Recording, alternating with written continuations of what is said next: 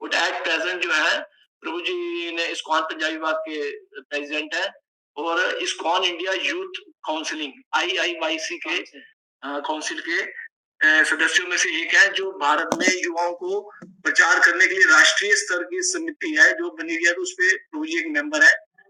और प्रभु जी ने IIT Roorkee, NIT Allahabad, NSIT जैसे कई प्रतिष्ठित कॉलेजों में प्रभु जी ने युवकों को प्रचार किया और इनके निर्देशन में करीब 75 से अधिक जो है भक्त जो है फुल टाइम ज्वाइन करा इस्कॉन में, और 25 से अधिक जो है 1 वर्ष का प्रशिक्षण लिया प्रभु जी के निर्देशन में। और प्रभु जी के डेडिकेशन, कमिटमेंट और ऑर्गेनाइजेशन जो सारा कंट्रोल करते हैं, जो सारा प्रभु जी की जो क्वालिटी है उसमें पूरे भक्त समाज को बहुत लाभान्वित किया है और प्रभु जी ने एक उदाहरण स्थापित किया हमारे इस्कॉन में। तो ये हमारा परम सौभाग्य है कि आज हमें प्रभु जी का संग मिल रहा है, तो कृपया इस संग का भरपूर लाभ उठाएं। तो आप कृपया अपने आप को म्यूट ही रखना, जब बाद में जब सेशन खत्म होगा तो आप फिर क्वेश्चन आंसर कुछ कर सकते हैं इसमें सेशन के बाद अपना हाथ खड़ा करके। तो हम प्रभु जी का एक बारी हरे कृष्ण महामंत्र जप करके प्रभु जी का स्वागत करते हैं। हरे कृष्णा हरे कृष्णा कृष्ण हरे हरे हरे राम राम राम हरे हरे। आप प्लीज अपने आप को म्यूट कर सकते हैं, आप सब प्लीज। ठीक है प्रभु जी, आपका स्वागत है। प्रभु जी आप शुरू कर सकते हैं। हरे कृष्णा। एम आई ऑडिबल प्रभु जी? जी प्रभु जी, जी प्रभु जी। हरे कृष्णा। आप सब भक्तों का हार्दिक स्वागत है। ओम अज्ञानतिमिरान्धस्य ज्ञानाञ्जनशलाकया चक्षुरुन्मीलितं येन तस्मै श्रीगुरवे नमः। श्रीचैतन्यमनोभीष्टं स्थापितं येन भूतले स्वयं रूपः कदा मह्यं ददाति स्वपदान्तिकम्। वन्देऽहं श्रीगुरोः श्रीयुतापदकमलं श्रीगुरून् वैष्णवांश्च श्रीरूपं सहगणा रघुनाथान्वितं तं सजीवम् साद्वैतं सावधूतं परिजनसहितं कृष्ण चैतन्य देवं सहगणा ललिता श्री विशाखान्वितांश्च हे कृष्ण करुणा सिंधु दीनबन्धो जगत्पते कृष्ण गोपिका कांत राधा कांत नमोस्तुते तप्त कांचन गौरांगी श्री राधे वृंदावनेश्वरी वृषभानुसुते देवी प्रणमामि हरिप्रिये वाञ्छाकल्पतरुभ्यश्च कृपा सिन्धुभ्य एव च पतितानां पावनेभ्यो वैष्णवेभ्यो नमो नमः। जय श्री कृष्ण चैतन्य प्रभु नित्यानंद श्री अद्वैत गदाधर श्रीवासादि गौर भक्त वृंद। हरे कृष्णा कृष्णा कृष्णा हरे हरे हरे राम राम राम हरे हरे। नमो विष्णुपादाय कृष्ण प्रेष्ठाय भूतले श्रीमते भक्ति वेदांत स्वामिन इति नामिने नमस्ते सारस्वते देवे गौरवाणी प्रचारिणे निर्विशेष शून्यवादी पाश्चात्य देश तारिणे नमो महावदान्याय कृष्ण प्रेम पदायते कृष्णाय कृष्ण चैतन्य नामने गौरत्विषे नमः। हरे कृष्णा। तो आप सब भक्तों का हार्दिक स्वागत है और आप समय निकाल के यहाँ पे आते हैं। विशेष धन्यवाद देना चाहता हूँ रामानंद प्रेम प्रभु और राधारानी भक्ति माता जी का, जो हर मंडे टू फ्राइडे आप ये रीडिंग सेशन ऑर्गेनाइज करते हो रोज।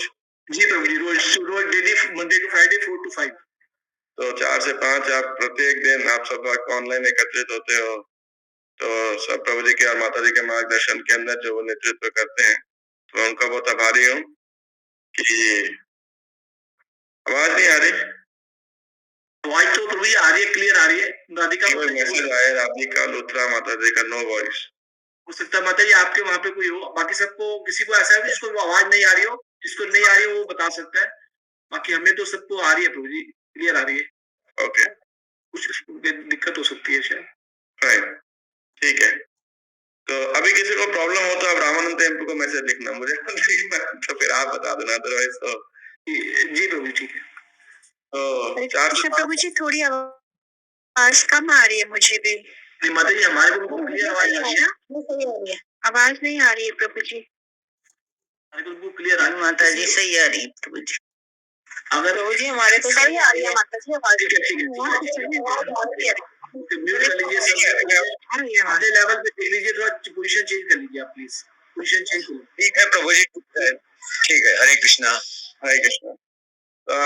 तो मैं रामानंद प्रेमपुर राधानंद भक्ति माता का धन्यवाद कर रहा था, और आप सब भक्तों के उत्साह के लिए धन्यवाद, जो आप रोज समय निकालते हो, आपकी कृष्ण भक्ति में रुचि है, और आशा करते हैं कि इन रीडिंग सेशन से आप सबको, आई थिंक डिवोटीज तो पूरे भारतवर्ष में फैले हुए हैं ना, ये सब तो भारत और भारत के बाहर। जी प्रभु, अरे वो माता जी आते कनाडा से अभी आए नहीं है, वो कई बार आते कई बार नहीं आते वो, बाकी भारत के अमृतसर से all assembled from all over India and abroad. So very grateful to you, हम आपका आभार प्रकट करते हैं कि आपकी कृष्ण भक्ति में रुचि है। तो आज का हमारा विषय, जिसके लिए हम चर्चा करने के लिए मुझे रामानंद प्रेमपुर ने बोला था, वो है पुस्तक वितरण, प्रभुपाद जी के ग्रंथों के वितरण। ऐसे तो हमें पूरा साल करना चाहिए, माया का मैराथन तो 365 दिन चलता है ना, लेकिन जो कृष्ण भक्त हैं वैसे उनको भी 365 दिन ही मैराथन करना चाहिए।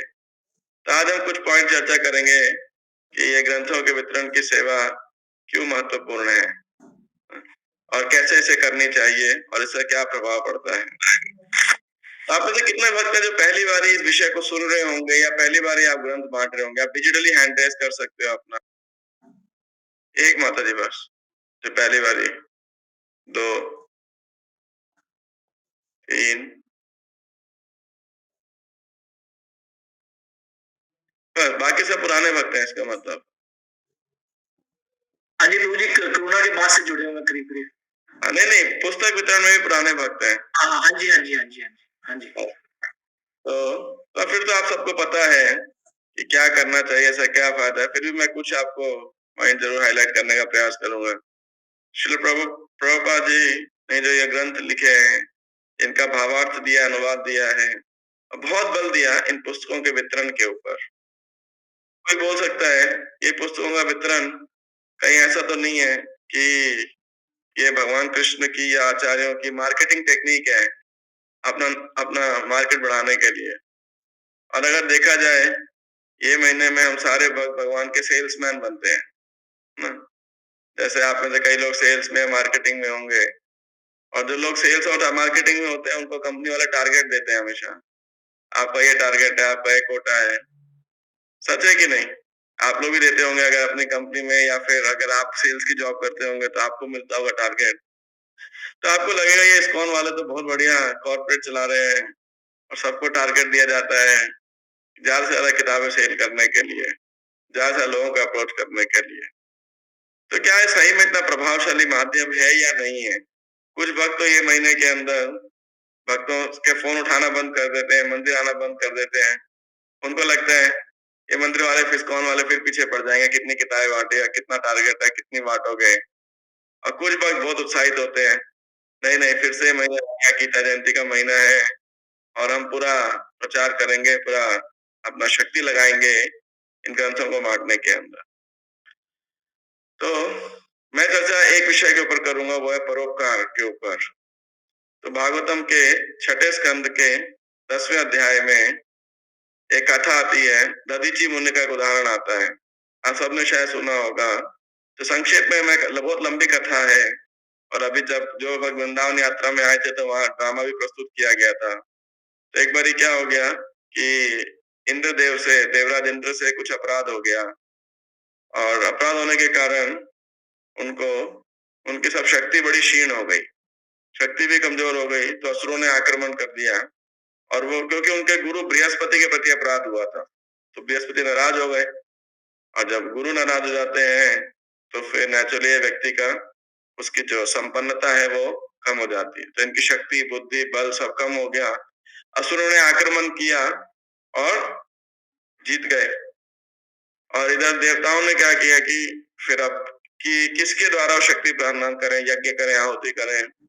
तो त्वष्टा के पुत्र थे विश्वरूप, तो उनको बोला कि आप हमारी तरफ से यज्ञ करो। लेकिन वो विश्वरूप का जो माता जी का घर था वो असुरों के खानदान से थी। तो ये एक तरफ देवताओं के लिए आहुति देते थे, एक तरफ जो है दानवों के लिए भी छुप छुप के आहुति दिया करते थे। तो जब देवताओं को पता लगा, इंद्र को बहुत क्रोध आया, अरे विश्वरूप के 3 सर थे, तो तीनों काट दिए, यानी उसको मार दिया विश्वरूप, ब्राह्मण को मार दिया, एक ब्राह्मण को। तो इनके जो पिता थे त्वष्टा, उनको बहुत क्रोध आया कि इंद्र ने मेरे बेटे को मार दिया, मैं इसका बदला लूंगा। तो उन्होंने एक यज्ञ किया। किस उद्देश्य से? उद्देश्य था ऐसे पुत्र को उत्पन्न करना जो इंद्र की मृत्यु का कारण बनेगा, जो इंद्र का वध करेगा। लेकिन somehow गलती क्या हो गई? श्लोक उच्चारण में गलती हो गई, मंत्रों के उच्चारण में। जो मंत्रों के उच्चारण में गलती हो गई, तो अर्थ का उल्टा हो गया। क्या उल्टा हो गया? उल्टा ये हो गया कि आ, ऐसा व्यक्ति जो इंद्र की मृत्यु का कारण बनने के बजाय वो उत्पन्न हो गया जिसकी जिसकी मृत्यु का कारण इंद्र बनेंगे, यानी इंद्र के मरने की बजाय वो व्यक्ति इंद्र के हाथों मारा जाएगा। तो इसका नाम था वृत्रासुर। बहुत विशाल असुर था, बड़ा विशाल का शरीर था, निडर था एकदम। और इसने देवताओं पे जब ये प्रकट हुआ यज्ञ कुंड से, और बिल्कुल आसमान तक छूता हुआ इसका शरीर था, तो सारे देवता उसे लड़ने लगे। तो देवता जब लड़ रहे थे तो बाकी सारे तो भागने लगे, देवता और दानव, लेकिन ये वृत्रासुर बिल्कुल नहीं डरा और लड़ाई ऐसे करने लगा कि मानो साक्षात काल हो। सारे देवताओं को बड़ा डर लग गया कि भाई ये तो अपराजेय है और ये सब हमको मार देगा, ये वृत्रासुर हम सबको मार देगा। तो उन्होंने भगवान की शरण ग्रहण की और भगवान को प्रार्थना करी। तो भगवान देवताओं के सामने प्रकट होते हैं। देवता मतलब वो है ऐसा नहीं जो गलती न करे या उसको संकट ना हो, लेकिन जब कोई कमी हो तो भगवान की शरण में जाता है। तो देवता लोग गए भगवान की शरण में और उनको बोला कि ये वृत्रासुर तो हमें मार डालेगा, आप हमारी रक्षा करो, पाही माम त्राही माम। तो भगवान जानते थे वृत्रासुर कौन थे। उनके महान भक्त थे चित्रकेतु। तो भगवान तो अपने भक्तों से प्रेम करते हैं, मारते नहीं है, लेकिन पार्वती के शाप के कारण ये वृत्रासुर बने थे। तो भगवान ने उनको बोला कि नहीं नहीं, आप क्या करो, मैं मारूंगा नहीं, मारने का उपाय बताता हूँ आप। तो क्या उपाय है? आप जाओ एक मुनि के पास, एक ऋषि के पास, उनका नाम क्या है? दधीची। तो ये दधीची मुनि के पास आप जाओगे और क्या करना, इनसे इनकी हड्डियां मांगना और उनकी अस्थियों से, हड्डियों से आप क्या बनाना, एक हथियार बनाना, वज्र बनाना, और उस वज्र के द्वारा वृत्रासुर मारा जाएगा। उस वज्र में दधीची मुनि की तपस्या का बल है, देवराज इंद्र की शक्ति भी होगी क्योंकि वो चलाएंगे उसे, और मेरा भी आशीर्वाद है आप सबकी रक्षा के लिए। तो सब बड़े खुश हो गए देवता लोग और दधीची मुनि के पास गए और उनको बोला कि हम आपके पास आए हैं, ये ऐसे संकट आया हुआ है, तो आप कृपा करके क्या करो, हमें अपनी हड्डियां दे दो। जैसे मानो आपके पास कोई भक्त आए थे, मान लो कभी गीता की सेवा कराने के लिए, और आपने पूछा उनसे क्या दाम है इस किताब का, और उसने बोला आप अपना शरीर दे दो हमको, हड्डियां दे दो अपनी। तो आप क्या दे दोगे? नहीं दोगे? भाई ऐसे ये कौन सा दाम है, पैसा ले लो। मतलब ये जो देवता लोग थे ये कह रहे थे हमें जीना है, इसीलिए आप अपने प्राण त्याग दो। ये कहने का मूल भाव था कि हे दधीची मुनि, आप मर जाओ क्योंकि हमें जीना है। आप सोचो, ऐसा कोई तो नहीं होगा, लेकिन यहाँ देवताओं ने माना। तो दधीची मुनि उनको बोलते हैं, कहते हैं कि देखो अपना शरीर तो सबको बड़ा प्यारा है ना, सबसे ज्यादा अगर प्रेम कोई दुनिया में किससे करता है तो अपने शरीर से है, और उसकी रक्षा के लिए सारे कार्य करता है, तो मैं ऐसे कैसे छोड़ दूं? तो देवता लोग बड़ा सुंदर उपदेश देते हैं उन्हें। देवता लोग कहते हैं कि हे दधीची मुनि, आप देखो, ये जो शरीर है ना, ये वास्तविकता के अंदर नश्वर है, ठीक है ना। वो ऐसे उपदेश देते हैं उन्हें कि इस संसार में दो प्रकार के लोग हैं। एक लोग हैं जो भीख मांगते हैं, दान मांगते हैं, और दूसरे जो दान देते हैं, यानी मांगने वाले हैं और दाता हैं। तो दो प्रकार के लोग हैं। अगर देखो मांगने वाला व्यक्ति देने वाले को, दाता के कष्ट को समझे तो मांगेगा नहीं कभी, है ना। जैसे आपका कोई भीख मांगने आता है या दान मांगने आता है और वो समझे कि भाई कितना धन कमाने के लिए इतना श्रम करना पड़ता है, तो वो आपसे मांगेगा ही नहीं कि भाई मैं क्यों कष्ट दूं। और अगर जो दाता है, देने वाला है, वो आ, इस बात को समझे, क्या बोलते हैं, मांगने वाले के कष्ट को समझे। जैसे मान लो कोई भिखारी आता है और आप उससे वो आपसे पैसा मांगता है और आप देखो अरे ये तो बहुत गरीब है, खाने के लिए नहीं है, पैसा नहीं है, तो आप स्वाभाविक रूप से आप उसको से उसकी हेल्प करेंगे, है कि नहीं? ठीक है ना? लेकिन लोग मांगते क्यों है? क्योंकि देने वाले के दर्द को नहीं समझते हैं। देने वाले देते क्यों नहीं है? क्योंकि वो मांगने वाले कष्ट को नहीं समझते हैं। तो ऐसा वो बताते हैं दधीचि मुनि को। और फिर कहते हैं कि हे दधीचि देखो, तो दधीचि मुनि कहते हैं कि, तो दधीचि मुनि ने बदले में कहते हैं कि हाँ बिल्कुल सत्य बात है, परोपकार की बड़ी भावना है, और वैसे भी मैं जानता हूं कि आज अगर मैं नहीं शरीर छोड़ूंगा, आज या कल तो मुझे छोड़ना ही है, और अगर मैं नहीं छोड़ूंगा तो ये शरीर मुझे छोड़ देगा, है ना? हम सब कितना भी प्रयास कर लें, डॉक्टर के पास जाएं, रुपया पैसा खर्च कर लें कि हमें बचाओ बचाओ, लेकिन शरीर हमें छोड़ देगा एक दिन। शरीर जो है बूढ़ा हो जाएगा, किसी काम का नहीं रहेगा, तो एक ना एक दिन तो शरीर को छोड़ना ही है। तो आज परोपकार के लिए मुझे ये अवसर प्राप्त हो रहा है, तो बहुत बढ़िया है। और फिर दधीचि कहते हैं कि देखिए, यो ध्रुवेण आत्मना नाथा न धर्मम न यशः पुमान इहेत भूत दयया ससोच्य स्थावरैरपि। तो वो कहते हैं कि देखो, या अध्रुवेण आत्मना नाथा, कि ये जो शरीर है ना, ये नश्वर है, अध्रुव, टेम्पररी है, परमानेंट नहीं है। यो ध्रुवेण न धर्मम न यशः पुमान, और ऐसा शरीर जो कि नश्वर है, यदि किसी धर्म के लिए या किसी और उपकार के लिए कार्य नहीं करता है, तो उसको शाश्वत कीर्ति नहीं प्राप्त होती है। यह तो भूत दया ससावे सोचे रपी। अगली लाइन बड़ी महत्वपूर्ण बोलते हैं, कह रहे हैं कि देखो, ये शरीर होते हुए इहेत भूत दया, यदि ये शरीर होते हुए जीवों पे दया दिखाने के लिए ये काम में नहीं आता है, तो जो जड़ जीव है ना, वो भी मनुष्य का मजाक उड़ाते हैं, कहते हैं धिक्कार है। जड़ जड़ जीव कौन है? पेड़। तो ये पेड़ क्या कहते हैं कि भाई देखो, हम तो पेड़ हैं, चल नहीं सकते, अचल है, एक जगह खड़े रहते हैं, सर्दी गर्मी बारिश में हम सहन करते हैं, हम किसी से बातचीत नहीं कर सकते, वार्तालाप नहीं कर सकते, बहुत ही संकुचित हमारी इंद्रियां हैं, चेतना है।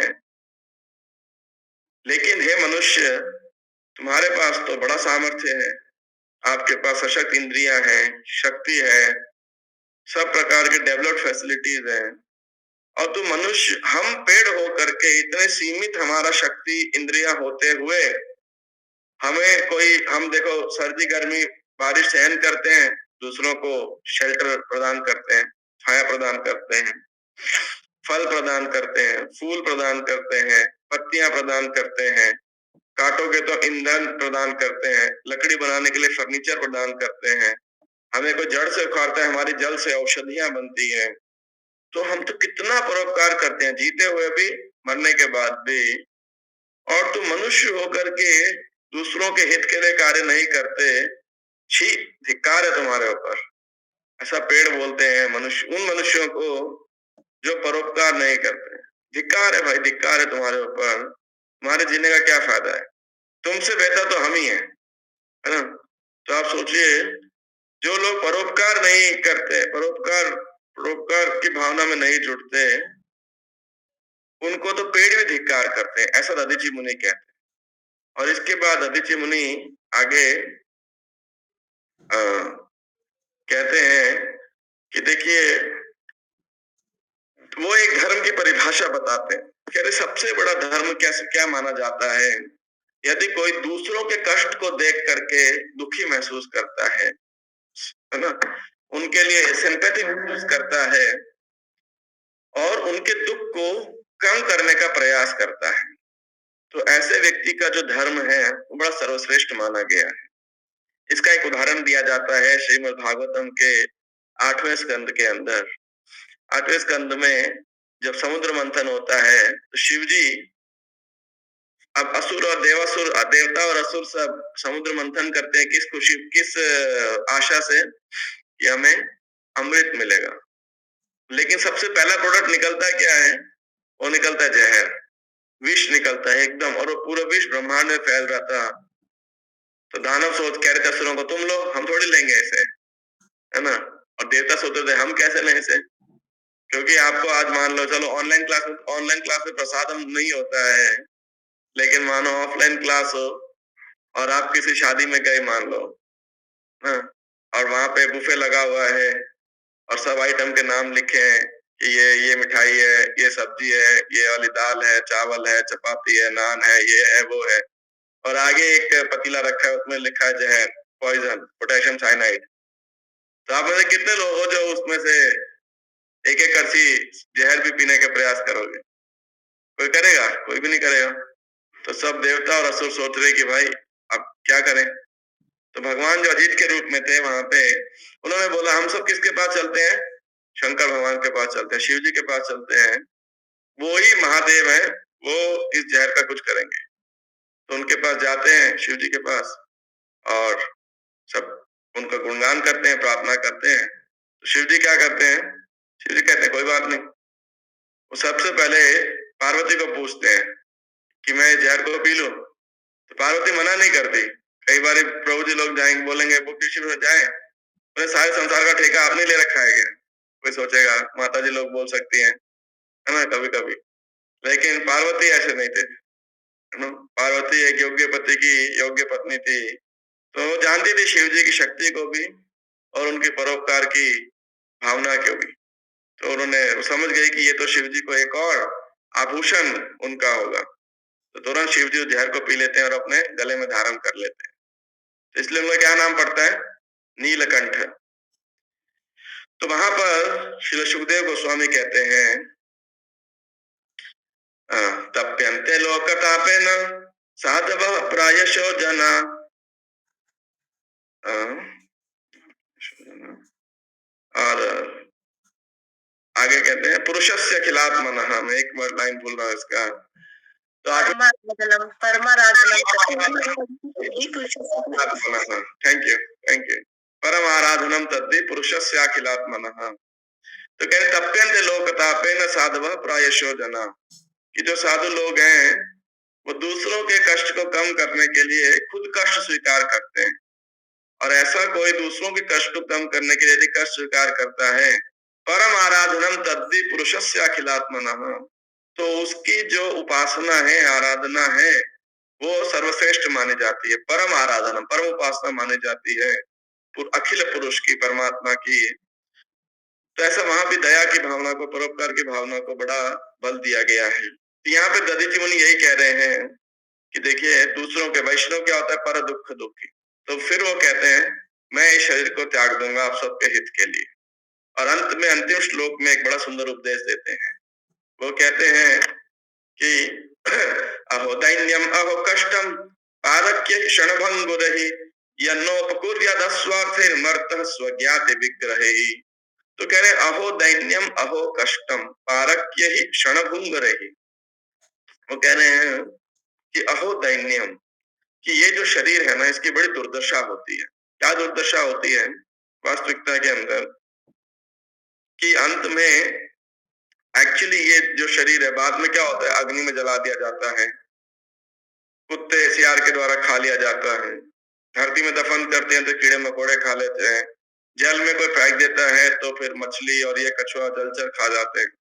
तो वास्तविकता में देखा जाए, जिस शरीर का हम इतना देख रेख करते हैं, अगर आप विचार कीजिए पूरे दिन में कितना समय जाता है शरीर को मेंटेन करने के लिए। 24 घंटे हमारे पास है, अगर आप एक ऑब्जेक्टिवली कैलकुलेट करो तो 24 घंटे में आप देखो कम से कम 6 घंटा आदमी सोता है, फिर 2-3 घंटे उसको खाने में, बाथरूम में, स्नान करने में, है ना। मिनिमम नहीं करते 9 घंटे तो प्रत्येक दिन कपड़े धोने में, कपड़ा करने में, 9 से 10 घंटा तो प्रत्येक दिन केवल बॉडी मेंटेनेंस में जाता है। आप देखिए, तो आप सोचो आपके दिन का 40% हिस्सा तो हर व्यक्ति का न्यूनतम शरीर के मेंटेनेंस में जाता है।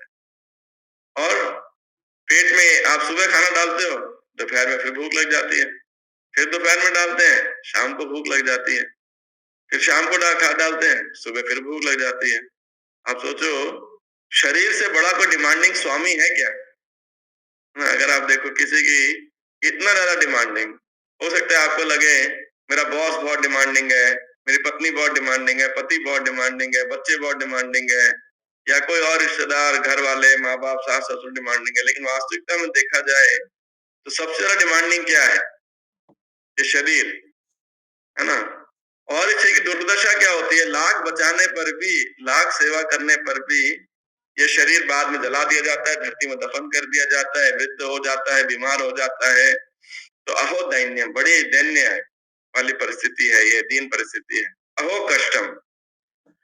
फिर भी कोई सोच सकता है, अच्छा एक चीज और, दैन्यम 9-10 घंटा तो मेंटेन करने में लगा, और 9-10 घंटा कम से कम लगता है मेंटेनेंस के साधन जुटाने के, है ना। धन कमाने के अंदर ऑफिस जाना पड़ता है व्यक्ति को, बिजनेस में जाना पड़ता है ना, फिर गाड़ी घर बनाना पड़ता है, ईएमआई पे करने पड़ते हैं। तो आप देखिए, अगर 10 घंटे डायरेक्ट मेंटेनेंस में और 10 घंटे मेंटेनेंस साधन इकट्ठे करने में, कम से कम 20 घंटा, और बाकी बचे हुए 4-6 घंटे जो है वो शरीर से संबंधित रिश्तेदारी, समाज संभालने का। तो देखा जाए 24 घंटे भी कम पड़ते हैं शरीर की सेवा के लिए। तो वो दैन्यम। फिर भी कोई सोचता है कि ठीक है, अगर हम इतनी सेवा करते हैं शरीर की तो क्या गलत है, कि शरीर से हमें बड़ा आनंद प्राप्त होता है, सारे सुख तो शरीर के अंदर ही प्राप्त होते हैं, है ना। रिश्तेदारी का सुख हो, खाने पीने का सुख हो, तो हर प्रकार का सुख। तो दधीचि मुनि कह रहे नहीं नहीं नहीं, अहो दैन्यम अहो कष्टम। ये शरीर क्या है? ये तो कष्ट का भंडार है। वास्तविकता में देखा जाए, अगर आप कैलकुलेट करेंगे अपने जीवन के अंदर एक और, तो ज्यादा सुख मिलता है या ज्यादा कष्ट मिलते हैं हमें, है ना। अगर आप कैलकुलेट करें, बैलेंस के रूप में देखें एक तरफ, तो आप देखेंगे हमें थोड़ा सुख मिलता है, थोड़ा दुख मिलता है। ज्यादातर समय जानते हैं किसमें निकल जाता है? केवल दुख के निवारण में और सुख की तलाश में। अब देखो, अभी जैसे सर्दी आ रही है तो ठंड आने लगती है, तो फिर क्या होता है, ऊनी कपड़े निकालो, ऊनी कपड़े खरीदो, गीजर ठीक कराओ, है ना, या गीजर लगाओ, जो भी है, हीटर चलाओ। तो बड़े सारे मेहनत करनी पड़ती है उसके लिए। क्यों? ठंडी से, अब ठंड एक दुख है, एक प्रकार का दुख है, क्योंकि सहन नहीं होती है, तो अब हम उससे कम करने के लिए हमें मेहनत करनी पड़ती है। गर्मी आएगी तो आप अर्बन कंपनी को बुलाओ, है ना, और फिर एसी रिपेयर कराओ, सर्विसिंग कराओ, गैस भरवाओ, कूलर लगाओ। बड़ा चैलेंज है उसके अंदर भी। ठीक बात है कि नहीं? तो अहो कष्टम। इसके बाद में आपका शरीर का स्वास्थ्य बिगड़ जाता है ना। आए दिन आप देखोगे, अब दिल्ली में इतना पॉल्यूशन है, कई लोगों को बड़ी समस्या होती है, सांस की समस्या होती है, ब्रेथलेसनेस होती है, और जलन होने लगती है, कुछ और प्रकार के लंग्स की प्रॉब्लम होती है, इन्फेक्शन होने लगते हैं। पीछे कुछ टाइम पहले आप देखोगे, 1-2 महीना पहले बहुत वायरल डेंगू मलेरिया ऐसा फैला हुआ था, है ना। फिर कुछ सीजन आएगा, कुछ और बीमारी चालू हो जाएगी, कभी कोविड आ जाता है, कभी कुछ हो जाता है। तो ऐसे करके अब एक बड़ी समस्या है ट्रैफिक जैम। दिल्ली के लोग जैम तो कम खाते हैं, ट्रैफिक जैम में अगर देखा जाए सारा जीवन आधा दिन नहीं तो कई घंटे दिन के ट्रैफिक जैम में निकल जाते हैं। आप किधर भी जाओ, है ना। तो लोगों को समझ नहीं आता है, कोविड अच्छा था, लॉकडाउन अच्छा था, या फिर अभी ट्रैफिक जैम ज्यादा अच्छा है। बड़े प्रश्न है, बोले तो वो दिन अच्छे थे भाई, वर्क फ्रॉम होम था, सब ऑफिस वाले बुला रहे हैं, सड़क पे जैम में, मेट्रो में भीड़, ये वो। तो अहो दैन्यम अहो कष्टम। इसके बाद किसी ने कुछ बोल दिया ऑफिस में, घर में अपमान कर दिया, कोई कोई गलत हमारे प्रति आरोप लगा दिया, कुछ भी। तो अनेक प्रकार के कष्ट हमें प्राप्त होते हैं, शारीरिक कष्ट, मानसिक कष्ट, आध्यात्मिक कष्ट इत्यादि। तो अहो दैन्यम अहो कष्टम। तो कोई सोचे कोई बात नहीं, शरीर में कष्ट भी मिलता रहता है, सुख भी मिलता रहता है, इसमें क्या बड़ी बात है। तो दधीचि मुनि एक और पॉइंट रेज करते हैं, कह रहे हैं कि भाई देखो, तुम इस शरीर की सेवा करते हो, बड़ी दैन्य परिस्थिति में सेवा करनी पड़ती है, शरीर से इतना सारा कष्ट भी प्राप्त होता है। अहो दैन्यम अहो कष्टम पारक्य ही। लेकिन ये तो बताओ, ये शरीर है किसका? आपका है ना किसी और का है? ये कैसा प्रश्न है? शरीर तो हमारा ही है, व्यक्ति सोचता है। लेकिन वास्तविकता में देखा जाए तो ये बात भी विश्लेषण करने की है कि शरीर है किसका। बच्चा पैदा होता है तो बच्चे का माँ बाप सोचते हैं, पिता सोचता है मैंने बीज दिया था तो इसके शरीर पे मेरा अधिकार है, या मेरी संपत्ति है, मुझे इसकी रक्षा करनी है। माता सोचती है भाई 9 महीने मैंने गर्भ में रखा तो इस पे मेरा अधिकार है, मुझे इसकी रक्षा करनी है, मैंने पाल पोस के बड़ा किया। बड़ा हो जाता है व्यक्ति तो सोचता ही है कि शरीर तो मेरा ही है। फिर बड़ा हो जाता है तो उसके दोस्त सोचते हैं इसके ये तो हमारे हिसाब से काम करना चाहिए, खेलना चाहिए, हमारे साथ रहना चाहिए, इसके शरीर से हम एंजॉय करेंगे। फिर जब बड़ा जॉब लग जाती है तो बॉस सोचता है देखो तनख्वाह तो मैं दे रहा हूँ इसको, तो ये इसके शरीर में मेरा अधिकार है, इससे काम निकलवा सकता हूँ। शादी हो जाती है तो पत्नी या पति सोचते हैं कि उसके पार्टनर पे मेरे शरीर पे मेरा अधिकार है, मेरे को इससे सुख मिलना चाहिए, मेरी सेवा करना चाहिए, है ना। फिर बच्चे हो जाते हैं तो बच्चे सोचते हैं माँ बाप की जिम्मेदारी है हमारा ध्यान रखना, तो माँ बाप के शरीर पे हमारा मतलब जब उसके बच्चे सोचते हैं कि इसके शरीर पे तो हमारा अधिकार है, तो हर आदमी उस शरीर पे, शरीर एक है और हर आदमी उस पे जो है अपनी प्रोप्राइटरशिप जमाए जा रहे हैं कि मेरा है मेरा है मेरा है मेरा है।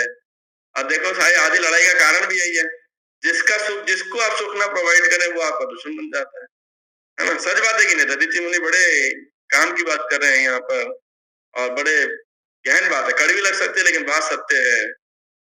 तो वो कहते हैं पारक्य ही, तो आप विचार करो शरीर है किसका। और मान लो जैसे आप अभी सब मोबाइल के सामने बैठे हो या लैपटॉप के सामने बैठे हो और आपने किसी दुकान वाले से खरीदा, फिर आपने यही मोबाइल या लैपटॉप किसी को गिफ्ट कर दिया, मान लो आपने रिश्तेदार को या किसी बेटे बेटी को, फिर उन्होंने आगे किसी को दे दिया, फिर उसने उसको सेल कर दिया मान लो, तो अंत में जिसके पास पहुंचेगा तो ये जो गिफ्ट है उसी का माना जाएगा ना, कि नहीं? जिसके पास जो अंतिम व्यक्ति है, चाहे गिफ्ट के रूप में आए और चाहे खरीद के रूप में आए, तो ऐसे ही घूमते घूमते शरीर किसके पास जाता है? ये जाता है अग्नि के पास, कीड़े मकोड़ों के पास, धरती के पास।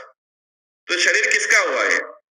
पंच महाभूत का ही हुआ अल्टीमेटली, पृथ्वी जल अग्नि वायु आकाश का। और हम अपने 70-80 साल यही को सोचते रहते हैं मेरा है तेरा है तेरा है मेरा है।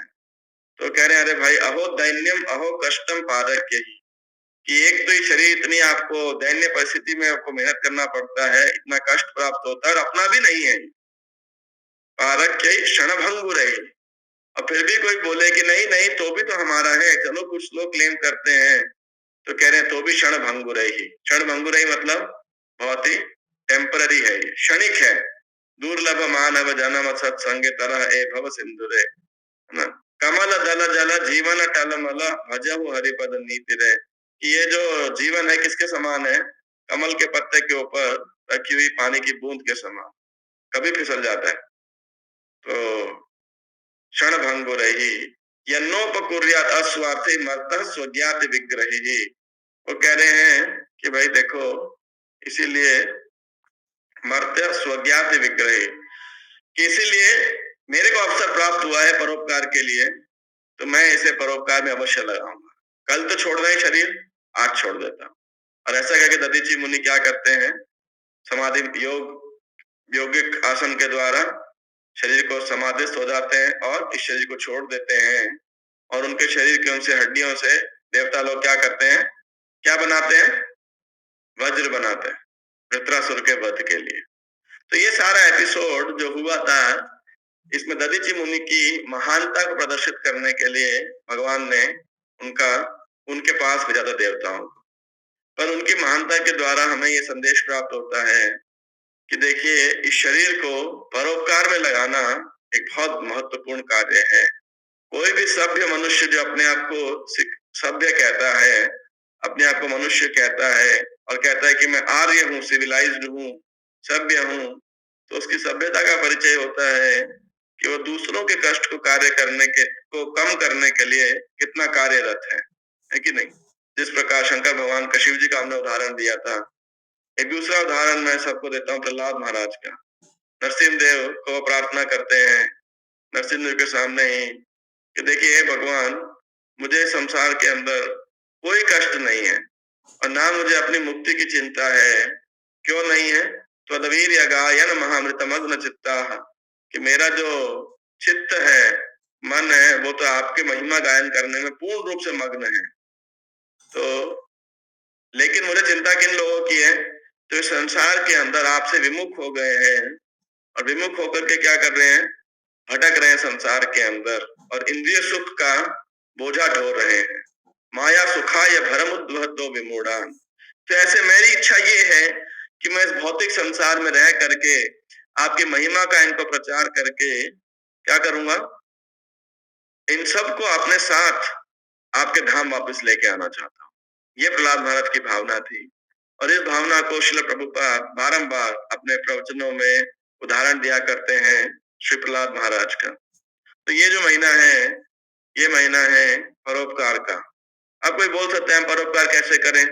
ठंडी है तो लोगों को कंबल बांटते हैं, जुराबे बांटते हैं, ऊनी कपड़े बांटेंगे या खाना खिलाएंगे लोगों को, और या फिर लोगों को नौकरी लगा देंगे या कुछ पैसा दे देंगे, बीमारी के लिए दवाई दे देंगे। तो ये सब बहुत अच्छी बात है। ये परोपकार करना, लोगों को चिकित्सा, शरीर की सेवा करना भी, दूसरों के हित के लिए कार्य करना, इसका भी हमारे कई शास्त्रों में गुणगान किया गया है। एक कंजूस मक्खी चूस आदमी से तो कहीं अच्छा है इस प्रकार की सेवा करना। वो अलग बात है, कई बार लोग सोचते हैं कि हमारा इसमें नाम हो। जैसे एक बार एक व्यक्ति भागते भागते हाँफते हुए आया मंदिर के अंदर और बोला ये पंखा बंद करो, पंखा बंद करो। तो सबको लगा पता नहीं पंखा गिरने वाला है, क्या भूकंप आने वाला है, भगवान जाने क्या होने वाला है। तो बोला कि सब बंद हो गया पंखा। तो बोले क्या प्रॉब्लम है? तो बोले देखो इस पंखे पे लिखा हुआ है, मेरे दादाजी ने यहाँ पे दान दिया था, उनका नाम लिखा हुआ है ना। तो ठीक है, दान का बड़ा गुणगान है दूसरों के कष्ट को दूर करने के लिए। कई बार लोग बदले में नाम चाहते हैं। तो असली दान क्या है, असली सेवा क्या है? जब निस्वार्थ भाव से दूसरों की सेवा की जाए। लेकिन केवल निस्वार्थ भावना के साथ साथ सही तरीका भी इम्पोर्टेंट है। क्यों? आप आज खाना खिलाओगे, व्यक्ति कल भूखा हो जाएगा। बड़े सारे भूखे लोग, कितनों को आप खिला देंगे, है ना? कितनों को आप वस्त्र प्रदान कर सकते हैं, कितनों की नौकरी प्रदान कर सकते हैं। ठीक है, अपनी क्षमता अनुसार हमें यह कार्य भी करना चाहिए। श्रील प्रभुपाद ने भी प्रसाद वितरण के कार्यक्रम पे खूब बल दिया कि जहाँ पे, क्योंकि अगर लोग भूखे होंगे तो क्या ही आप उनको बोलोगे माला करने के लिए। लेकिन फिर भी सर्वश्रेष्ठ दान जो बोला जाता है वो है विद्या का दान, ज्ञान का दान, जहाँ पे भगवान के संदेश को लोगों तक पहुंचाना। क्यों? जब आप वो संदेश लोगों तक पहुंचाएंगे तो क्या होगा? उनकी अज्ञानता समाप्त हो जाएगी। अज्ञानता समाप्त हो जाएगी तो वे समझ जाएंगे कि हम ये शरीर नहीं है, आत्मा है, भगवान के अंश है, हमारा भगवान से शाश्वत संबंध है और ये भौतिक जगत हमारा घर नहीं है। हम अपने परम पिता से बिछुड़ करके यहाँ पे आए हैं और यही हमारे दुख का असली कारण है। तो जब disease well diagnosed is half solved, जब उनको पता लग जाएगा दुख का कारण ये है, तो सब लोग प्रयास करेंगे भगवान की भक्ति करने का।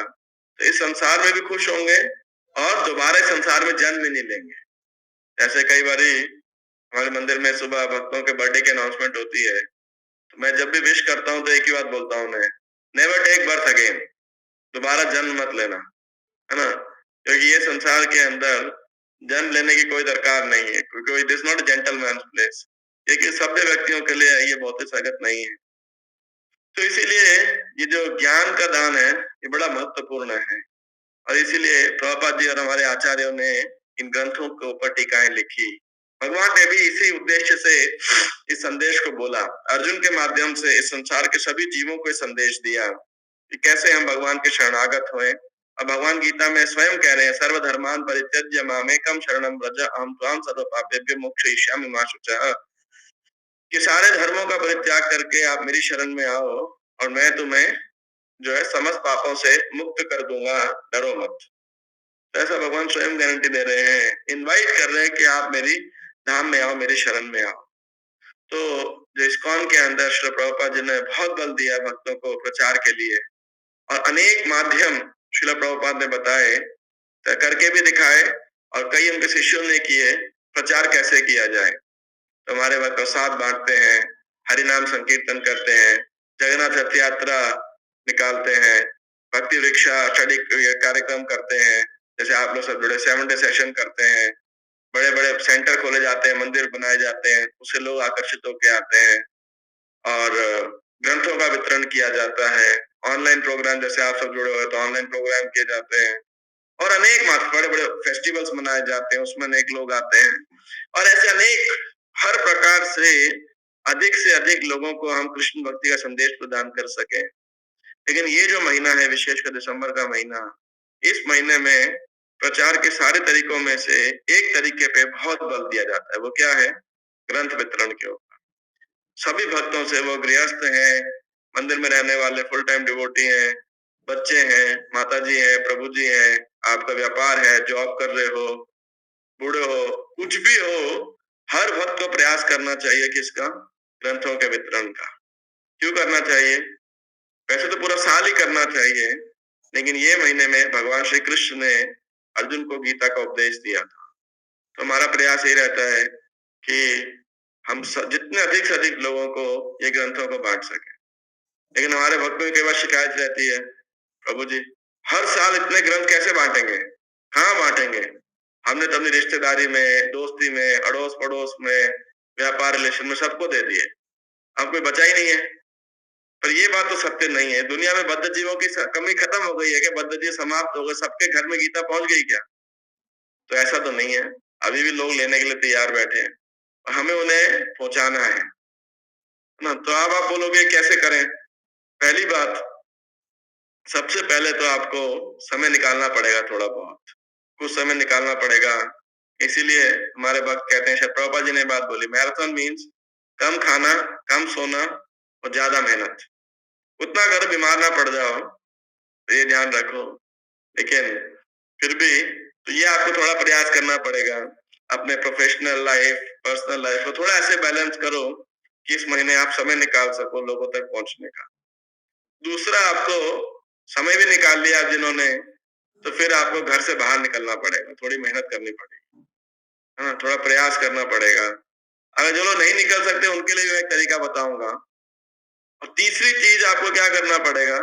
आपको बेशर्म होना पड़ेगा, है ना, लोगों को ये किताब दिखाने के लिए। कई बार शर्म लगती है हमको, हम कैसे बोलेंगे उनको, लोग हमें ये बोलेंगे तुम इसको हमारे भिख मांगते हो, मांगने आ जाते हो हमेशा। कई लोग अपमान भी करेंगे, नहीं चाहिए, है ना। तो फिर हमारा उत्साह थोड़ा कम हो जाता है कि अरे लोग हमारे बारे में क्या सोचेंगे, क्या कहेंगे, हमारे रिश्तेदार क्या कहेंगे। देखो, एक तो खुद इस्कॉन से जुड़ के पागल हुए थे और अब सबको पागल करने के लिए निकल गए, है ना। तो मैं तो बोलता हूँ कि मैं तो लोगों को ये बोलता हूँ कि हाँ, देखो, हम सबको एक नशे से मुक्ति दिला रहे हैं और एक नशे का पान करा रहे हैं। एक नशा क्या है? जो लोग बाहर भौतिक इंद्रिय तृप्ति का नशा है वो कम करा रहे हैं और कृष्ण भक्ति का नशा उन्हें प्रदान कर रहे हैं। तो हमारा तो योजना यही है, ज्यादा से ज्यादा लोगों को पहुंचा सके इस ग्रंथ को। तो इसके लिए आपको थोड़ा सा बेशर्म होना पड़ेगा। कई जगह लोग आपका सम्मान भी करेंगे, कई जगह लोग आपका अपमान भी करेंगे। मैं कल गया था एक भक्त के साथ अपॉइंटमेंट में, तो नेताजी सुभाष प्लेस में, तो लास्ट ईयर भी उनके पास गए थे। हर साल सहयोग करते हैं वो। तो पिछले साल हम गए थे तो उनकी जो धर्मपत्नी है तो वो भी आई थी। जब उनको पता लगा कि हम उनके ऑफिस आएंगे, तो लास्ट ईयर से लास्ट उन्होंने 2100 गीता स्पॉन्सर किया था। तो पिछले साल हम गए तो उन्होंने बोला क्या करना है? तो हमने बोला उनको कि आपने पिछली बार 2100 किया था, आप जो बढ़ा के कर सकते हो करो। तो उन्होंने 2500 गीता की थी पिछले साल। तो ये साल में हमने बोला कि आप इतना सहयोग करते हो, जो आपने पिछले साल किया था चाहे आप वही कर दो, चाहे कुछ बढ़ा के कर दो, 3100 कर दो। तो उस कल उनकी वाइफ नहीं आई थी, माता जी नहीं आ पाई थी, एल्डरली प्रभु जी माता जी हैं। तो वो बोले, तो उन्होंने एक बात बोली, हमारी वार्तालाप हुई जब, तो उन्होंने एक बात बोली कि आज जब मैं ऑफिस आ रहा था तो मेरी धर्मपत्नी ने मुझे एक बात बोली थी, कह रही कि देखो प्रभु जी आएंगे, आज तो मैं नहीं आ पाऊंगी, लेकिन वो जो बोले मना मत करना आप। तो उन्होंने बोला, उसने मुझे क्या के बोला था, तो उन्होंने कहा ठीक है, अब 3100 गीता कह रहे हो, हम 3100 गीता जो है स्पॉन्सर कर देंगे। तो कहने का अर्थ है कि आपको लोगों के पास अप्रोच करना पड़ेगा। तो आप, कई लोग आपका स्वागत करेंगे, और पिछली बारी मुझे याद है, हम इस साल तो अभी तो शुरू ही हुआ है, पिछली बारी एक जगह गए थे, तो इधर मंगोलपुरी के पास एक फैक्ट्री थी, बड़ी फैक्ट्री थी, बड़ा काम था उस व्यक्ति का। तो हम गए, तो उसने बड़े गुस्से में देखा हमें, कह रहे लो फिर आ गए। फिर भी चलो आए थे तो बिठा लिया, और हमने क्या टाइम लेके ऐसे अपॉइंटमेंट लेके नहीं गए थे, उधर ही गए थे, तो चलो इनके पास भी चलते हैं। तो फिर उसको बताया, कह रहे भाई साहब हमने तो बहुत कर लिया, हमें इसमें कुछ नहीं करना। ले दे के फिर उसने शायद 2100 पता नहीं ऐसे 500 रुपए दिए हमको कुछ तो, और फिर हम चले गए। तो कई लोग आपको बड़ा उल्टा सीधा भी बोलेंगे, कई आपका बड़ा सम्मान भी करेंगे। तो ये तो ये आप, लेकिन भक्त जो है प्रचारक, उससे हतोत्साहित नहीं होना चाहिए। कभी ऐसे थोड़ी होता है आपके घर में कोई सेल्समैन आता है तो सारे उसका प्रोडक्ट ले लेते हैं, नहीं, वो कितना उत्साहित होता है, दूसरे घर में जाता है फिर एकदम खुश होकर अपना प्रोडक्ट दिखाएगा। आप कभी सड़क पे हो, बस में जाते हो या रेल में जाते हो, तो वो आता है ना कंपनी की तरफ से प्रचार के लिए 10 रुपए का, 20 रुपए का, ऐसे वो बांटता रहता है, इसकी कीमत 100 रुपए है। तो कभी आपने देखा है, अरे ले लो ये पेन प्लीज ले लो, कभी ऐसे उसको देखा है मरा गिरा सा, कि ऐसे थोड़ी भीख थोड़ी मांग रहा होता है वो तो बड़े कॉन्फिडेंस से बोल रहा होता है, ये पेन है, ये बाम है, फलाना है, किताब है, जो भी है, डायरी है। तो कितना उत्साहित होकर वो बोल रहा होता है ना। तो ऐसे ही हमारे भक्तों में बड़ा उत्साहित होना चाहिए। अब ये ग्रुप में ज्यादा माता जी लोग हैं, तो वो सोच रही होंगी हम तो कहाँ ही जाएंगे, है ना, किसके पास जाएंगे। तो अगर आप नहीं भी जा सकते हो तो आपको क्या करना चाहिए जानते हो? आप निकालो अपना मोबाइल फोन, और आपके मोबाइल फोन में कितने सारे कॉन्टैक्ट्स होंगे, कम से कम 500-700 कॉन्टैक्ट तो हर एक के मोबाइल फोन में होंगे। और ऐसे कई सारे व्हाट्सएप ग्रुप होंगे जिसमें आपको लोगों ने ऐड कर रखा होगा, कोई गुड मॉर्निंग भेज रहा है, कोई सुप्रभात है, कोई मार्केट एसोसिएशन, कोई फैमिली का प्रो ग्रुप होगा, रेजिडेंट वेलफेयर एसोसिएशन, ये वो। नहीं भी हो तो अपने आप को सब ग्रुप में ऐड करवा लो, है ना, और इतने संपर्क, और वहां पे रोज फिर आप गीता का संदेश डालो और बोलो 23 तारीख को गीता जयंती है, हम इस कौन से जुड़े हैं। और अभी हमारे भक्तों ने कई सारे मैसेज बनाए हैं, कोई हिंदी भाषा में, कोई इंग्लिश भाषा में, है ना, और आप लोगों को भेजो और फिर उन्हें कॉल करो और उन्हें बोलो, देखो इस्कॉन के द्वारा ये महीने में एक कार्यक्रम चलाया जा रहा है, मुहिम चला जा रही है ज्ञान दान की, गीता दान, तो मैं भी जुड़ा हूँ, जुड़ी हूँ इसके साथ में, और आप भी जुड़ो। और आप देखिएगा ये भी बड़ा प्रभावशाली माध्यम है, लोग उस समय ना करेंगे, या उनको समझाइए थोड़ी देर, है ना, और तो फिर लोग लेते हैं। हमारे एक वक्त का, मैंने आज उस फोन पे बात हो रही थी, पूछा, कुछ बात के लिए हम बात कर रहे थे, तो मैंने पूछा कितना मैराथन हुआ, क्या मैंने 2 लोगों को मैसेज भेजा, एक ने 51 गीता स्पॉन्सर कर दिया, एक ने 108 गीता स्पॉन्सर कर दिया। उसके हालांकि वो उनसे जुड़े हुए थे, पुराने ही थे, तो कह रहे मुझे विश्वास था कि वो कर देंगे, लेकिन अभी तो सिर्फ मैसेज भेजा था, है ना। ऐसा ऐसा नहीं कि खुद गया अभी, क्योंकि टाइम कम था। तो आप देखिए जहां पे भी आप, फिर आपका दूध वाला, आपका अखबार वाला, कोई भी हो, जो भी आपको मिले, जा रे देखो तारे कहा कृष्ण उपदेश, है ना। तो आप ऐसे देखो, अब ये महीने में ना आपको हर आदमी, अपना अड़ोसी पड़ोसी रिश्तेदार, जिनसे 10 साल पहले बात हुई थी, मान लो कोई भी, हर व्यक्ति आपको कस्टमर दिखाई पड़ना चाहिए, है ना, कि हाँ भाई इसको किताब दे सकते हैं, उसको किताब दे सकते हैं। तो ऐसे परफेक्ट सेल्समैन आप बनोगे तो क्या होगा, सबसे ज्यादा इंसेंटिव कंपनी में अगर किसी को मिलता है तो सेल्स वालों को ही मिलता है। बाकी सबकी तो इजाफा तनख्वाह में बहुत कम होता है, बोनस जो होता है लिमिटेड 2, 4, 5%, 10% होता है। लेकिन जो सेल वाले होते हैं, सेल्स वाले, उनको सबसे ज्यादा इंसेंटिव मिलता है। तो जो लोग इस महीने में ग्रंथों का वितरण करते हैं, तो उन्हें भगवान श्री कृष्ण की और विशेष कृष्ण प्रभुपाद जी की विशेष कृपा प्राप्त होती है। और आप सब भक्त तो पिछले सालों से करते आए हो, आपके सहयोग से ही पंजाबी बाग मंदिर हर साल मीडियम टेम्पल में पूरे विश्व नंबर 1 आता है। पिछले साल भी लगभग 3,40,000 ग्रंथ पंजाबी बाग मंदिर से बांटे गए थे। तो ये साल भी बस इतना तो प्रयास कर ही रहे हैं कि हम 3.25 लाख 3,40,000 ग्रंथ बांट सकें। तो ये संभव होगा आप सबके प्रयास से। तो आप अभी से बस अब 5 बजे के आप अपना मोबाइल फोन निकालो और देखो कौन छूट गया, किससे बात करनी है, क्या बात करनी है, और भगवान का नाम लो, भगवान से प्रार्थना करो। और एक इसमें दूसरी बात भी है कि आपको लोगों का थोड़ा कैसे अप्रोच करना है ये भी समझना चाहिए, कौन कितना कर सकता है। और साथ में आप उन्हें वैल्यू एजुकेशन ओलंपियाड के बारे में भी जरूर बता सकते हैं। It's a very reputed programme, internationally acclaimed programme, जिसको पंजाबी बाग के भक्तों ने चालू किया था आज से 5 साल पहले। और ये जो प्रोग्राम है इसके माध्यम से आप गीता को corporate social responsibility CSR fund के रूप में भी इन्वॉल्व आप ले सकते हो इससे। आप में से किसी के ऐसे कनेक्शंस हो जिनके पास CSR के लिए कोई कंपनीज, कॉर्पोरेट्स या बिजनेस हाउसेज हो, तो आप जरूर उनको भी जोड़ सकते हो। उसके लिए आप विष्णु स्वरूप प्रभु से मतलब रामानंद पे संपर्क कर सकते हैं, फिर आप कनेक्ट करा सकते हो हमें। तो इससे बहुत अच्छा मात्रा में बल्क में जो है बुक डिस्ट्रीब्यूशन हो सकता है, और उसके सारे डॉक्यूमेंटेशन, लीगल फॉर्मेलिटीज सब कुछ है हमारे पास में। ISKCON is fully prepared. Last year भी हमने काफी ज्यादा मात्रा में ग्रंथ इस योजना के द्वारा स्पॉन्सर कराए थे। तो इस बारे में और जानकारी आप दे सकते हो अगले क्लास में Ramanand temple value education olympiad के बारे में भक्तों को दे सकते हो, खासकर जो ऐसे बिजनेस हाउसेज या कॉर्पोरेट हाउसेज से हो तो वो फिर संपर्क कर सकते हैं। किसी का कोई प्रश्न है या टिप्पणी है?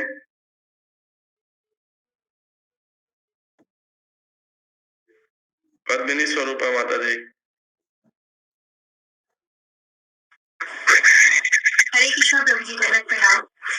प्रभु जी, मेरा ये प्रश्न था, जैसे मैं ना डिस्ट्रीब्यूशन कर रही थी, तो जो प्रभु जी थे ना, उन्होंने ना स्पॉन्सर किया, ज्यादा तो नहीं किया, उन्होंने 8 भगवत गीता ही कही थी, पर प्रभु जी वो ज्यादा कर सकती थी, लेकिन मैं उतना करवा नहीं पाई। उन्होंने ना मुझसे एक चीज पूछी, उन्होंने कहा कि यहाँ दिल्ली में कोई गुरुकुल है? मैंने कहा दिल्ली में तो नहीं, गाजियाबाद में है। तो उन्होंने कहा ठीक है, आप ना मुझे उसके बारे में बताओ। मैंने कहा मुझे एग्जैक्ट नहीं पता, लेकिन मैं आपको बात पता करके बता सकती हूँ, मैं आपको नंबर दे सकती हूँ। फिर उन्होंने मुझे बताया कि उन्हें क्यों चाहिए, क्योंकि वो ना कुछ डोनेशन वगैरह मतलब ऐसा करना चाहते हैं।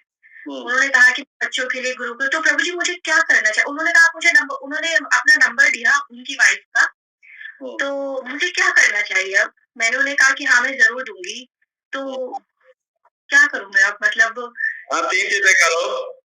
आप उन्हें हमारे एक तो वृंदावन वाले गुरुकुल के बारे में बताओ, भक्ति Vedanta Gurukul international school, BGIS जी। एक तो सबसे पहले उसके बारे में बताओ, लोग बड़े प्रभावित होते हैं उसके द्वारा। वो बॉयज का स्कूल है ना? जी। और दूसरा फिर ये जो गौरांगा गुरुकुल है, तो मैं इसका नंबर वंशी बिहारी प्रभु को भेज दूंगा। उन भक्त का नाम मैं ढूंढ रहा हूँ मोबाइल के अंदर। जी। और तीसरा आप उनसे पूछो क्या उनको प्रसाद दो, जोड़ो उनको। और तीसरा आप उनसे उद्देश्य पूछो गुरुकुल के, वो क्या चाहते, क्या उनका क्या वो है। तो फिर आप जो है आ, आ, आप हमारे संडे स्कूल में भी उनको लेकर के आओ कि देखो हम भी ऐसा कार्यक्रम करते हैं और धीरे धीरे हम भी गुरुकुल खोलेंगे। तो ऐसे आप उनको जोड़ सकते। प्रभु जी वो मंदिर आते हैं, इवन मैंने मंदिर में उन्हें आज किया, तो क्या मैं मतलब मैं इतना प्लीज इस चीज में प्रभु जी नहीं कर पाती, इतनी क्वालिटी नहीं है मुझ में, तो क्या मतलब अभी प्रयास करो धीरे धीरे, फिर आप किन्हीं और से भी इनको जुड़ सकते हो।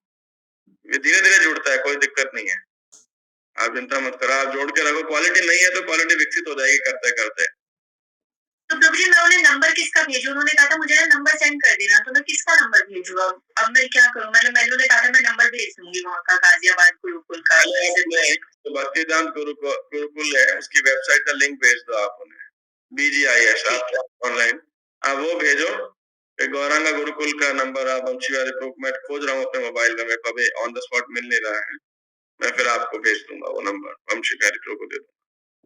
ठीक है, ठीक, थैंक यू प्रभु जी, हरे कृष्ण। और तीसरा आप हमारे संडे स्कूल का भी आई थिंक फेसबुक पेज है या कुछ है, वो भी आप उनको लिंक भेज सकते हो। उनको क्या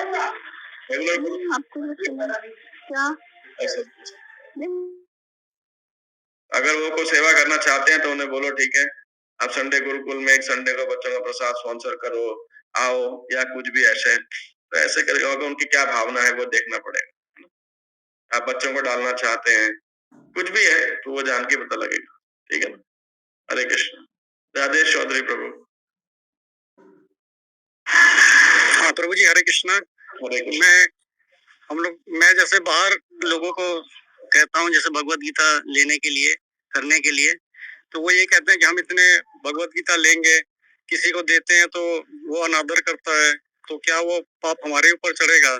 ऐसे किसी से बात करते हैं तो। और दूसरा ये कहते हैं कि इतनी भगवत गीता हम लोग हर साल, क्योंकि मैं लिंक में ही हर साल अप्रोच करता हूँ सबको, तो वो हर साल कहते हैं कि हम इतनी भगवत गीता लेके कहाँ बांटे, कैसे करें। और आप जैसे कोई प्रभु जी 21 या 31 के लिए कहता है तो मैं उन्हें थोड़ा फोर्सली करके ज्यादा करवाता हूँ, तो क्या ये मुझे करना चाहिए? दो चीजें, पहला तो हमारे भक्त क्या करते हैं, एक बहुत अच्छा सेवा करते हैं, लेकिन एक चीज हमारी कमी रह जाती है, हम सिर्फ दिसंबर के महीने में जागते हैं। हमें बाकी 11 महीने के अंदर भी उनको कभी कभी प्रसाद भिजवाना चाहिए, मिलना चाहिए। नहीं तो लोगों में भाव क्या जाता है, उनको ये भाव जाता है कि भाई ये तो हमेशा मांगने आ जाते हैं, पर वास्तविकता में बोलते हम दया है, दया मतलब किसी को देना, लेकिन ज्यादातर हम उनके मांगने के लिए चले जाते हैं। तो हमारा अनुभव है, जो भक्त पूरे साल भर में अपने कॉन्टैक्ट्स को प्रसाद भिजवाते हैं, कुछ गिफ्ट आइटम भिजवाते हैं, जन्माष्टमी का न्योता भिजवाते हैं, कुछ व्हाट्सएप वगैरह पे टाइम कुछ भेजते, संपर्क रखते हैं, कभी बीटीजी मैगजीन लेके जाते हैं, फ्री में लेके जाओ, आपको चाहिए तो मंदिर से हम लेके आपको दे देंगे, आप उनको देंगे तो उनको लगेगा चलो बदले में भी कुछ देते हैं। पहली बात तो ददाती प्रतिगृह्णाति, तो ये एक इम्पोर्टेंट बात है। हमारे कई भक्तों का अनुभव है जिनके साथ वो ये करते हैं। कल जिनके पास मैं गया था तो वो बोले, जो प्रभु जी मेरे को लेके गए थे, वो प्रभु जी के बारे में बोले कि ये तो हमेशा कुछ ना कुछ भेजते रहते हैं, कभी प्रसाद भिजवाते हैं, इन्होंने हमें जन्माष्टमी में बुलाया था और अभिषेक करवाया था, फिर हमको प्रभु जी ने बोला 2 माला करने के लिए, तब से हम 2 माला कर रहे हैं। मतलब तो लोगों को बड़ा जरूरी है पूरा साल भर कल्टीवेट करना। और आपको पता होगा, हमने कांग्रेस में तो मंदिर भक्ति सुविधा भी है, जिसको राजभोग की थाली भिजवाना चाहे, केक भिजवाना चाहे तो अनिल गौर हरिप्रभु को बोल सकते हैं। तो ये एक महत्वपूर्ण पार्ट है कल्टीवेशन का। तो इससे फिर लोगों का क्या होता है, रिलेशन बन जाता है। दूसरा तो आप फोर्स करना ही नहीं पड़ेगा, वो बोलेगा ठीक है राजेश जी बोलो क्या करना है, बताओ क्या करना है, आप ही बता दो क्या सेवा करनी है, चलो चेक पे फिगर आप ही लिख दो, है ना। आप हमें गीता की किताब दो, हम आपको चेक बुक देते हैं, give us Gita book, we will give you cheque book. तो हमने देखा है ऐसा, जब संबंध अच्छा बन जाता है ना तो लोग ये प्रश्न नहीं पूछते। नंबर 1 वो वाला प्रभु जी, वो पूछा था मैंने, ये ऐसे जो कहते हैं कि हम दूसरों को भगवत गीता देंगे तो वो उसका अनादर करते हैं, तो वो क्या पाप, वो कहते हैं हमारे ऊपर लगेगा, तो ऐसा क्या हम मतलब क्या उनको क्या समझाऊं मैं ऐसे कि जैसे वो कहते हैं मैं आगे किसी को डिस्ट्रीब्यूट करता हूँ तो मैं उत्तर कंप्लीट नहीं किया मैंने, क्वेश्चन को समझ गया था, अभी मैं उत्तर कंप्लीट नहीं किया। तो पहली बात तो इसलिए मैं कह रहा हूँ, कई बार उत्तर को दिमाग से नहीं दिया जाता, जिह्वा से और हृदय पे दिया जाता है उत्तर, है ना। हर प्रश्न का उत्तर दिमाग पे नहीं होता, मुंह से नहीं दिया जाता, कभी कभी हमें अपने एक्शन से देना होता है। तो ये साल भर हमें प्रयास करना चाहिए, एक। दूसरा, आप बोलो, सच बात है, आप किताबें नहीं बांटोगे, मान लो कोई 100 किताब स्पॉन्सर कर रहा है ना, तो आप उसको बोलो आप 4 या 6 किताब लो, बाकी 90-95 किताब हम वैल्यू एजुकेशन ओलंपियाड के द्वारा अंडर प्रिविलेज सेक्शन को समाज के फ्री ऑफ कॉस्ट बच्चों को दिया जाता है, और ओलंपियाड के द्वारा, एग्जाम के द्वारा उन बच्चों को इसको पढ़ना भी पड़ता है।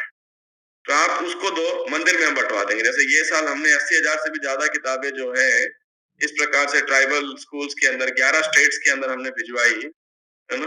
तो वो लोगों को स्कूल्स के अंदर, जवाहर नवोदय विद्यालय के अंदर, एकलव्य विद्यालय के अंदर इत्यादि, तो उनको बोलो हाँ आप मत बांटो, आप नहीं बांट पाओगे इतना, तो आप हमें दो, हम दूसरों को बंटवाएंगे आपके नाम से, ये आप बोलियो, है ना।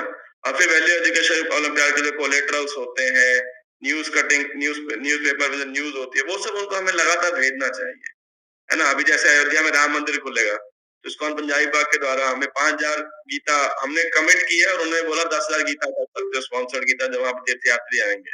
तो मैंने कहा ठीक है, मैराथन होने दो, फिर हम आपको वो भी बढ़ा देंगे। तो आप उनको बोल सकते हो राम मंदिर में तीर्थयात्री आएंगे तो हम उनको प्रसाद भी खिलाएंगे फ्री में, और गीता भी फ्री में बांटेंगे, है ना। तो वहां का जो फोटो वीडियो होगा आप भेजिएगा। ऐसे हम लोग माघ मेले में, कुंभ मेले में, और ऐसे कई जगह पे ये ग्रंथों का वितरण किया जाता है फ्री में, तो हम उनको देंगे ऐसे। आप उनको बोल सकते हो कि हमें तो बहुत सारे स्पॉन्सरशिप चाहिए, आप खुद भी करो, औरों को भी जोड़ो, ऐसा आप बोल सकते हो, है कि नहीं। पर उनको प्रमाण दिखाना पड़ेगा कि आप कहाँ इस्तेमाल कर रहे हो। तो आई एम श्योर रामानंद प्रेम को आप ग्रुप में भेजते होंगे, जो भी ऐसे न्यूज शेयरिंग्स होते होंगे, ठीक है ना राजेश प्रभु। ठीक है प्रभु। वो रह गया प्रभु जी, जो पूछते हैं हमारे से कि ऐसे हम गीता आगे बांटते हैं, कुछ जैसे 2-4 ही बांटते हो, तो क्या आगे वो उन्हें मतलब कहते हैं कि जैसे वो कोई अनादर करता है